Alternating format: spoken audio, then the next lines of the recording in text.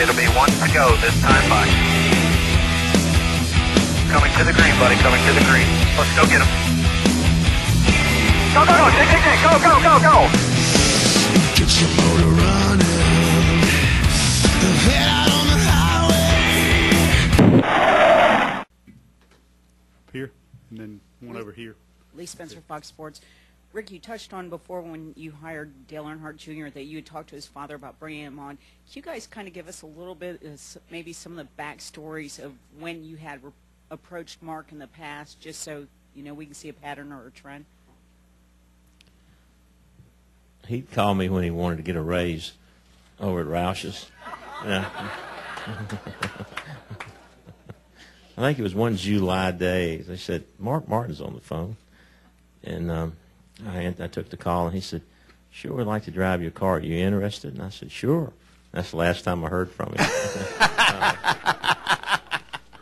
And then, no,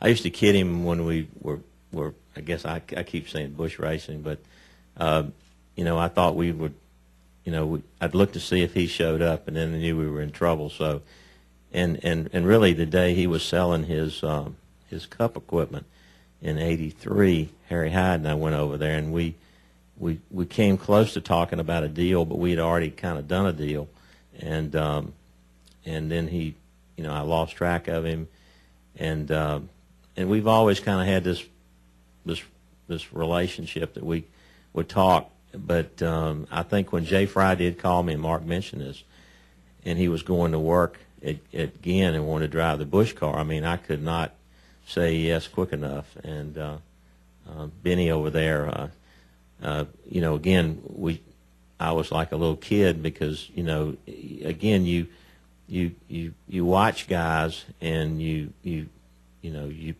it's no different from Jimmy or Jeff or Dale. You're around them, you watch them, you get to know them, and then when he got in the Busch car the first time, he amazed me at what he could do and how he could read the car. And then I've been scanning him. I scanned him some more after that, and but then I walked by him. I think he and Arlene was standing by the car, and I just kind of casually walked by him and said, sure wish you'd consider running a whole schedule. I'd put you in a car, and then I knew the bait was there, and Benny called me 2 days later and said, you drove him crazy.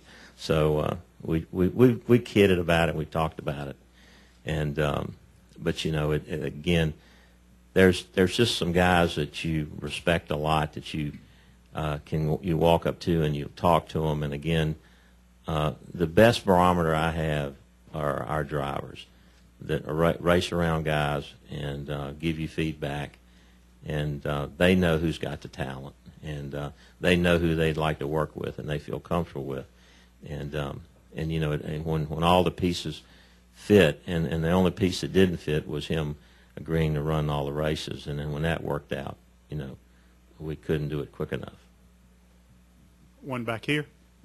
Yeah, this is for Mark, David Newton, ESPN.com. Can you talk about the organization you're leaving in DEI, the status you think they're in right now, moving forward to the future, and also what makes guys like you, Brett Favre, talking about wanting to come back from retirement, want to keep going at this age?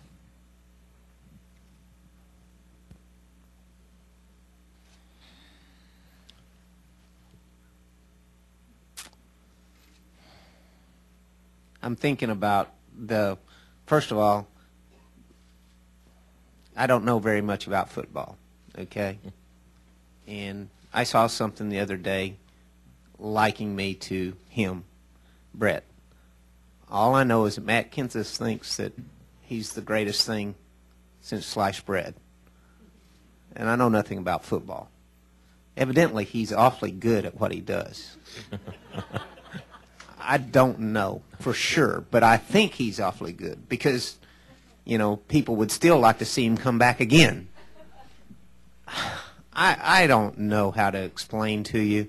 I make no apologies for not knowing exactly what my whole life, holds for me. When you're pretty good at something, and it's been the focus of your life and the driving force of your life for 35 years, and you're still pretty good at it, you know, you probably don't want to quit till you're, you know, for me, until I'm not still pretty good at it. I don't have anything else, you know, really beyond my love of family. I don't really have anything else, you know, with that kind of passion that I have for racing. And I do, you know, I thought, you know, at the end of 2006, I thought that I was fine with, you know, couch time the rest of my life. But that was because I was in a frustrated fog of emotion, you know, of being wore out.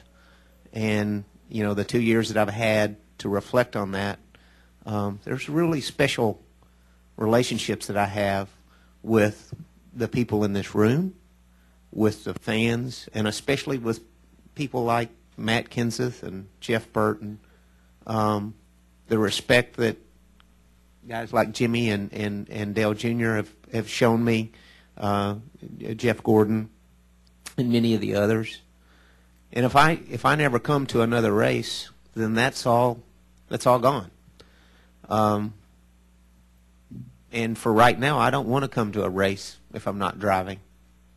So if I can drive something that will give me a chance to win, and I can still do it, then I probably still want to do it. And I have told you guys that I didn't, if it was all or nothing, that I would choose nothing. And I have said that. Well, I may have changed my mind again.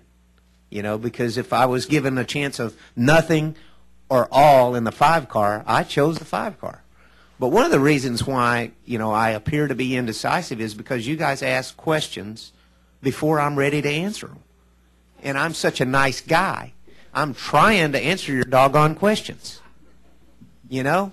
And if you wouldn't ask them before I was ready to answer them, then maybe I wouldn't tell you something that wasn't accurate. I like it. That's good.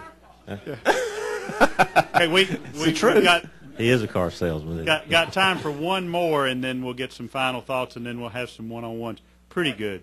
That's maybe a little better than that. The first part of the question about DEI, what do you think of the organization? Oh, I thought you was going to forget about that, David. You know, they have put me in race cars that have exceeded my expectations this year. They have a great group of incredibly loyal people there. You know, and